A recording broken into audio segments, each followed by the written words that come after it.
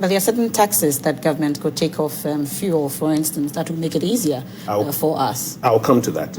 But the point is that what is therefore happening is the product of a global crisis. I was just reading up some data this morning. In the US, things have gone up unlike they have done before in the last 40 years. A 40-year high in inflation.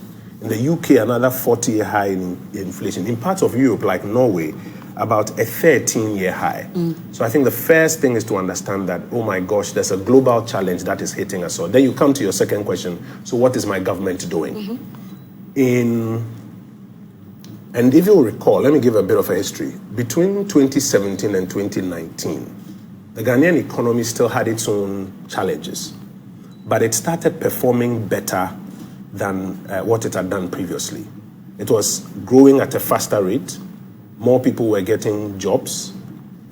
Things like inflation had started coming down from about 15% down to about 7%. At the time, when you mention it, people say, it's just numbers.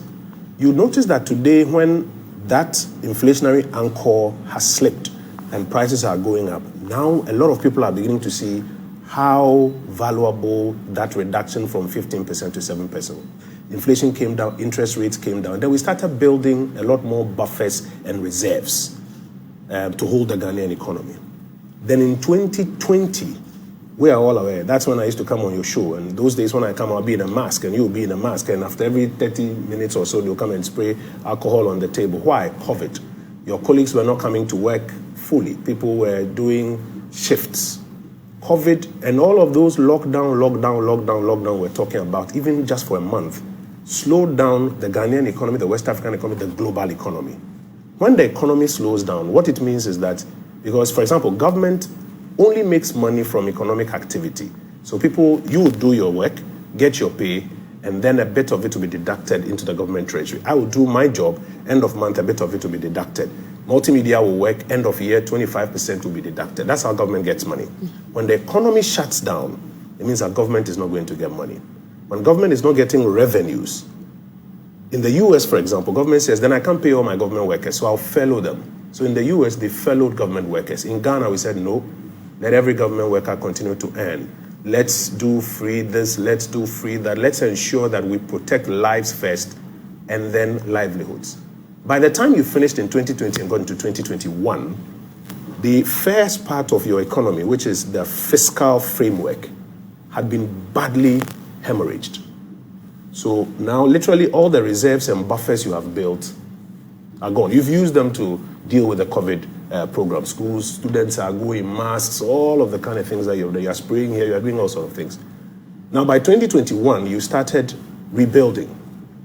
So you notice that 2021, the economy started growing again, 5.4. You started getting in some more money because the economy was growing. You were attracting some more resources from abroad. So you were expecting that by 2022, you can grow some more.